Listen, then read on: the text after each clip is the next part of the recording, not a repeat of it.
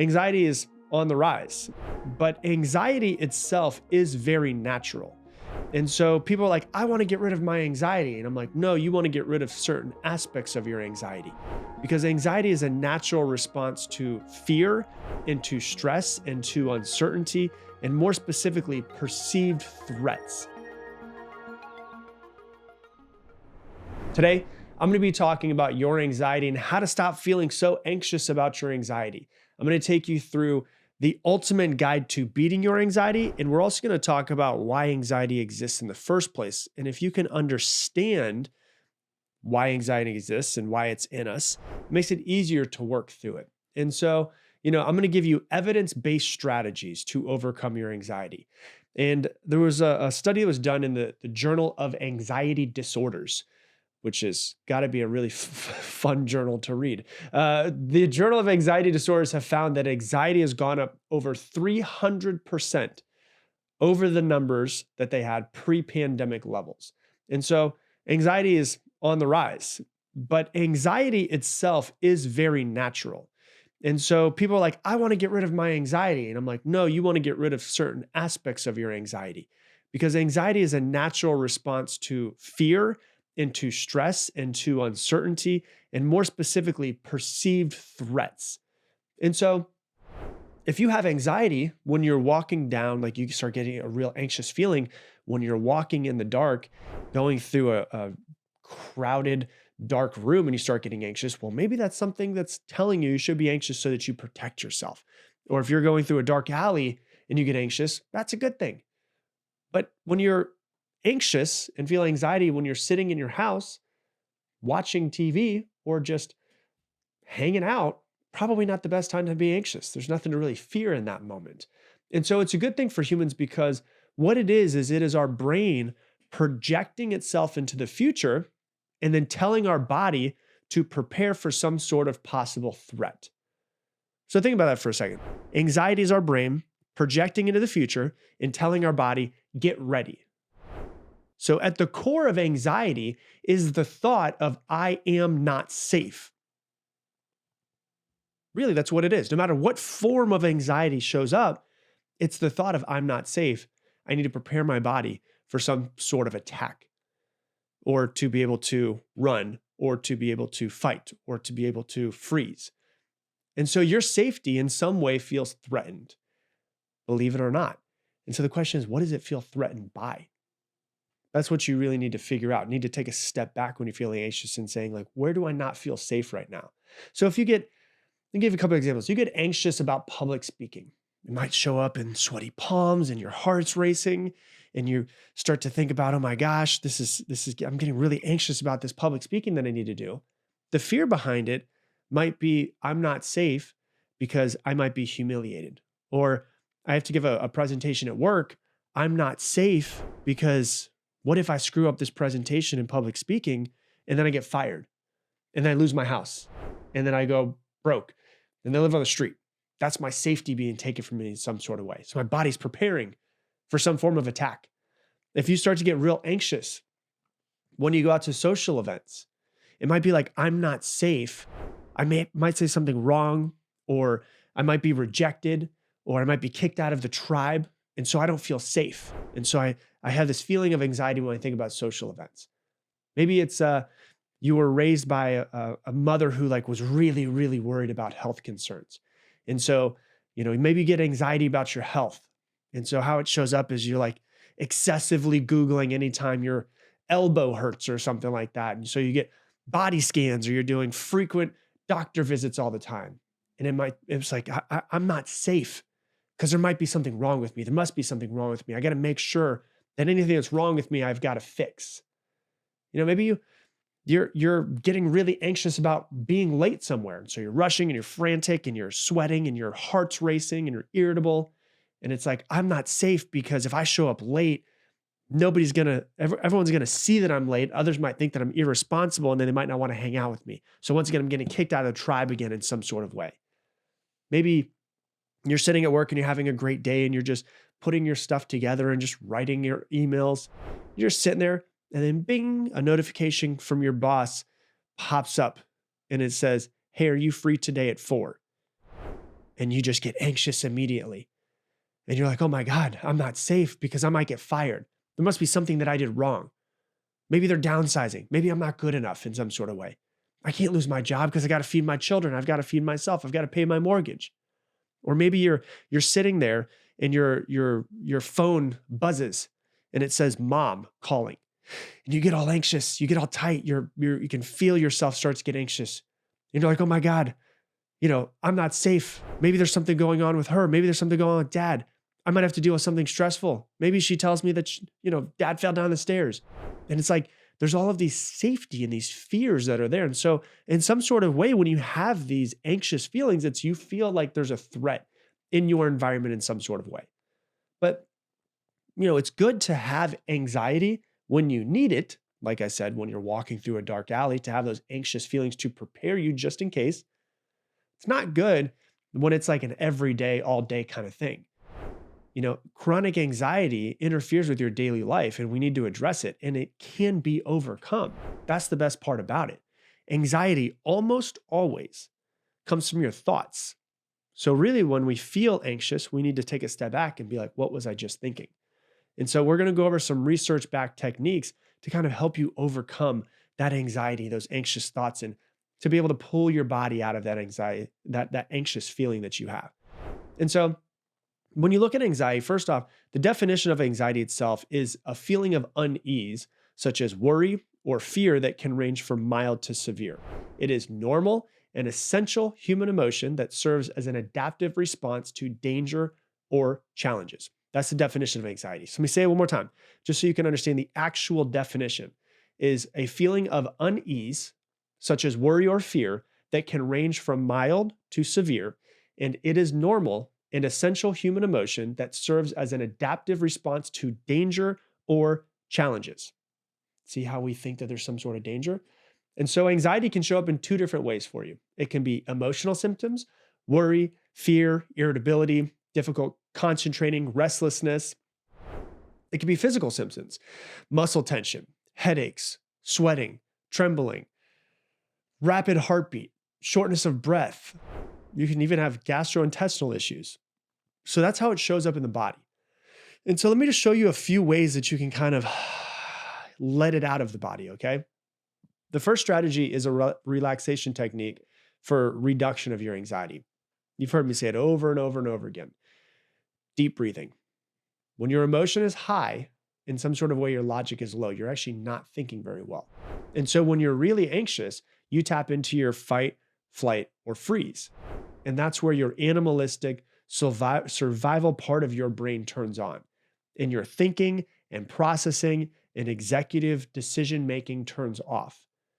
And so get yourself feeling a little bit better by using the next few strategies where you can calm yourself back down so that you can think the right way, so that you can realize that maybe it's not that much of a threat.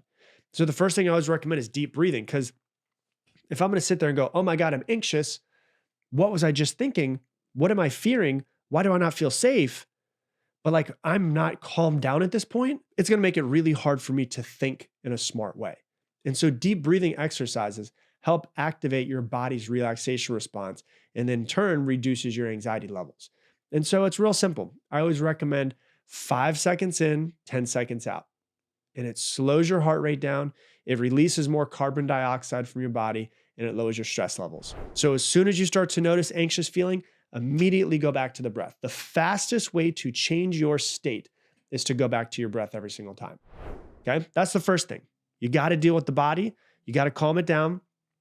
Then we can start to talk about the thinking side of things and how to change it, which goes to strategy number 2, which is something called cognitive restructuring. It's a technique that involves identifying and challenging negative thought patterns or fears that are contributing to your anxiety, right? This is where you're going to be like, well, what was I just thinking? I was thinking this, email from my boss. I'm definitely getting fired. It's like, well, hold on. Let me not just go down that road. It might be, he wants to talk with me because I've been doing so well. It might be because of the fact that we have a presentation for a competitor to, beat a competitor out in a week or something like that. And so what you want to do with cognitive restructuring, it's rooted in cognitive behavioral therapy, and it's been shown to be effective with treating anxiety disorders specifically. So the first thing you're going to do is you're going to identify your negative thoughts. That's the first step, is to become aware of the negative thoughts that fuel your anxiety. Notice when you don't feel good, become aware of how your body feels. And usually you'll start to notice the anxiety-inducing thoughts after you notice your body's reaction to it. Most of the time, our anxiety, like our thoughts around anxiety, come under the conscious mind, the subconscious. So it's like, bing, the email from the boss comes through. Immediately, it's like almost immediately, holy shit, I feel anxious. I'm feeling all this anxiety. You don't even notice the thought that is in between the bing and the body, but there's always some sort of thought. And so you have to understand, when you take a step back, when you do the breathing, and then you say, like, what was I just thinking? You'll usually start to notice the thought after that. You can usually start to use cognitive restructuring. And so what you want to do, that's the first step, is to notice it and all that. And the second step is to challenge the negative thoughts. Once you identify the negative thoughts, evaluate the accuracy of these thoughts. Try alternative explanations. Try another perspective. How valid is your thought that is making you anxious? Psychologists have found that 85% of what we worry about never happens. Never. Out of the remaining 15%, only 3% of it happens the way that we think that it will. The other 12% of that 15% doesn't happen as bad as we think, which means 97% of what we think and worry about and have anxiety over and mull over and ruin our day, 97% of it doesn't happen or turns out better than we think that it's going to. And so it's like, how can I take a step back and use cognitive restructuring to challenge the thought that is giving me anxiety? So that's the second thing. And number 3 is to replace your negative thoughts. So after you challenge the negative thought, replace the negative thought with a more balanced, realistic thought that can help you reduce your anxiety levels. Okay, I'm starting to notice I'm getting anxious. Why is that? It's because my boss just emailed me. What was I just thinking? What am I afraid of? Where do I not feel safe? I feel like maybe my boss is going to fire me. Okay. All right. Is that real? Am I actually going to be fired? Probably not. Is there possibly another explanation for why he's sending me an email about wanting to meet with me at 4:00 today? Well, actually, yeah, that does make sense, because I was talking to him yesterday about X, Y, and Z, and maybe he wants to meet with me about it. Okay, that makes more sense. So that's strategy number 2. Use cognitive restructuring. Strategy number 3 is to use something called exposure therapy. So it's a proven technique that involves gradually and systematically confronting whatever situations or objects or thoughts that you fear until the anxiety subsides in some sort of way. And so this process will help you learn that your fears, most of the time, are pretty irrational. And it allows you to start to tolerate the discomfort of those fears and the anxiety that you're starting to have. And so what you're going to do is you're going to, first off, identify what's causing your anxiety.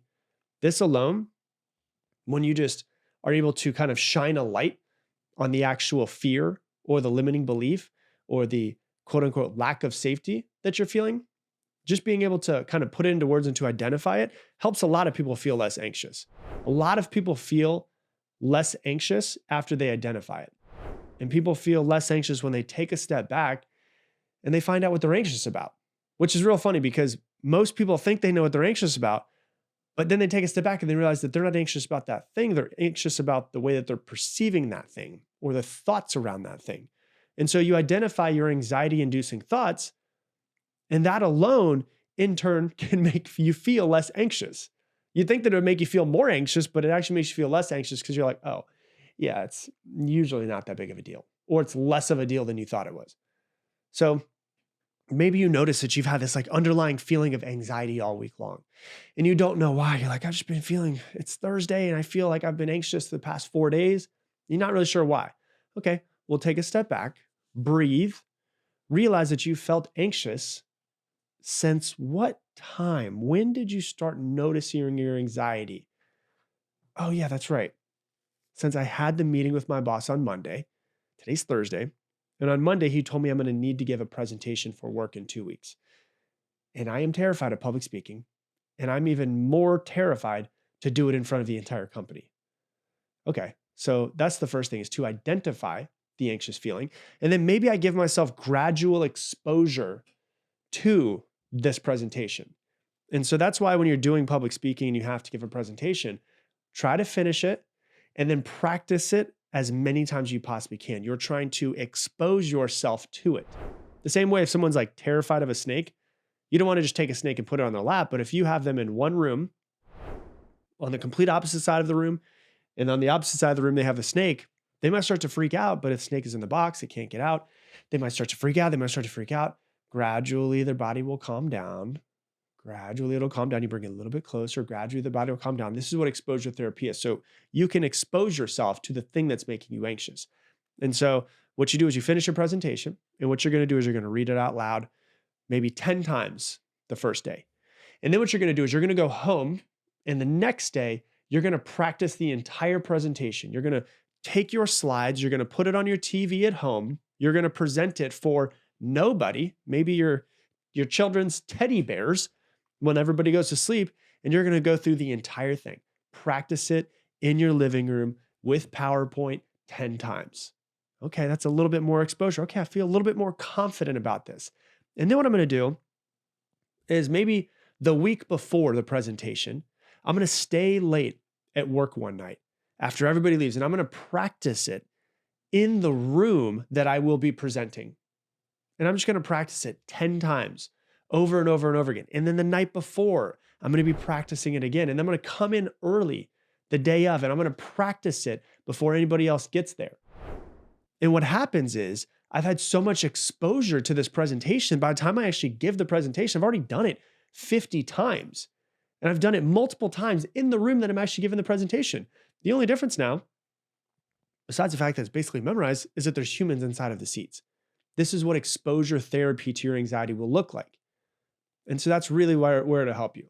And so that's the three tips, to the three strategies to help you with it. There's some simple lifestyle changes that I want to give you guys to help you reduce your anxiety that are just proven that you can do, where if you have more anxiety, this is just ways to help. First thing is exercise regularly. Physical activity has been shown over and over and over again to reduce your anxiety by increasing your endorphins. It promotes relaxation and improves your overall mood. And so regular exercise, at least 30 minutes per day, can have really massive long-term benefits on your anxiety reduction. That's the first thing. Second thing is your nutrition. When you have a really good, well-balanced nutrition, it manages your anxiety as well. If you have too much coffee, gives you more anxiety. If you have too much sugar, gives you more anxiety. If you eat too much, bags of chips and shit food, it's going to give you more anxiety. So try to eat more whole foods. Try to limit your caffeine. Try to limit your sugar. Try to stay hydrated. Dehydration can actually increase your anxiety levels.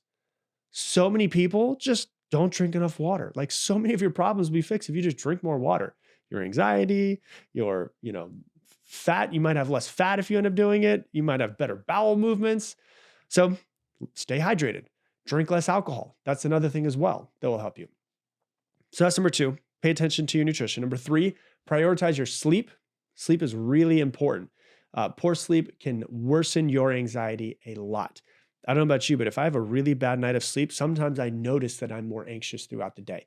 And so prioritize your sleep. Have some sort of regular sleep schedule. And then the 4th thing that is huge that I recommend that you guys do is spend less time on your phone, spend less time in front of your TVs. There's been study after study after study that has shown that people that spend more time in front of screens have more anxiety than those that don't. Put your phone away. Get away from your TV. Go for a walk in nature. Be around people who you want to spend time with. All of these things help with your anxiety as well. And so I just really think that it's important for you to understand that, first off, anxiety is not a bad thing. Chronic anxiety is a bad thing. Anxiety is built into you for a reason. It is a protection mechanism. When it is happening when you're sitting at your desk at work, what is that protection mechanism trying to protect you from? And then also to understand that anxiety is something that we can all work through. As long as it's not a chronic, like actual anxiety disorder, that is something that's happening inside of your brain that is uncurable or whatever it might be. Usually most of us are just anxious because of our thoughts and because it's just simple adjustments that we can make in our lives. And so that right there is the ultimate guide to stop feeling anxious about your anxiety. So if you love this episode, please do me a favor, share it on your Instagram stories and tag me in it. Rob Dial Jr., ROBDIALJR. There are many people I'm sure that follow you on all of your platforms that have anxiety, and I just want to help them hopefully be able to free themselves from that. So if you would do that, it's the best way of saying thank you for the podcast and putting it out there for you. And so if you do that, I would greatly, greatly appreciate it so we can impact more people's lives.